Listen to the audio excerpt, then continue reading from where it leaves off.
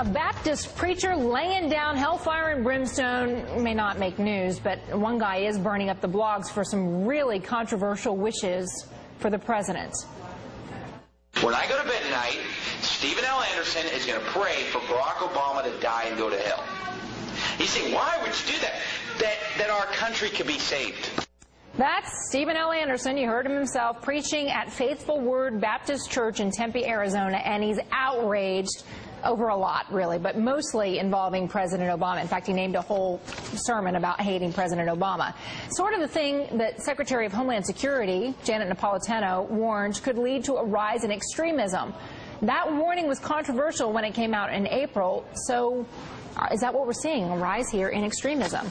With me now, NBC terrorism analyst Evan Coleman. You know, it struck me, I was reading through some of this Arizona preacher's sermons. There's a lot of homosexual hatred.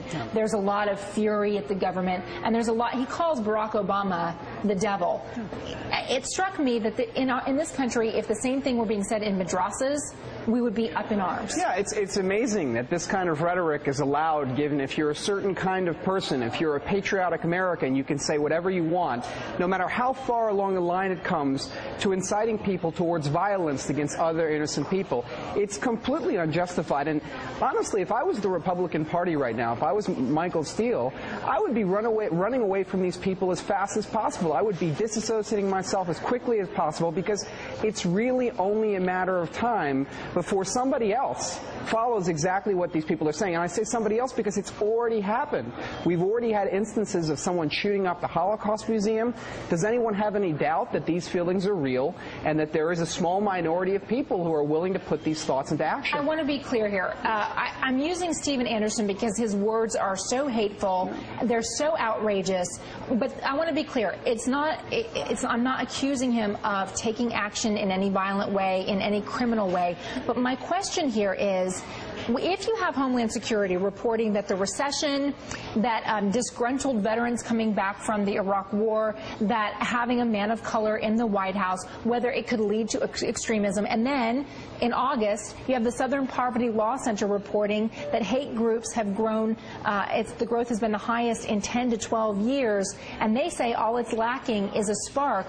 Is this sort of vitriol the spark that lights the fire? Yeah, it literally is playing with fire. It is taking people who are very easily manipulated and can be very easily pushed into doing something terrible, and it is giving them the ideology that they are seeking. It's the same thing as providing a madrasa to people who want to join Al-Qaeda and instructing them that violence is a good thing, that suicide operations are a good thing.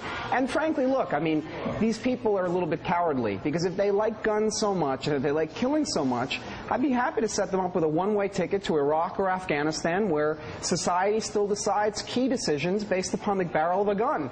And if that's the way they want to live, go there. In America, we decide things on the basis of ideas. We debate those ideas. We don't threaten people with firearms. And we hope that there's logic and thought behind it, not just passion and anger. Hopefully. Evan, thank you.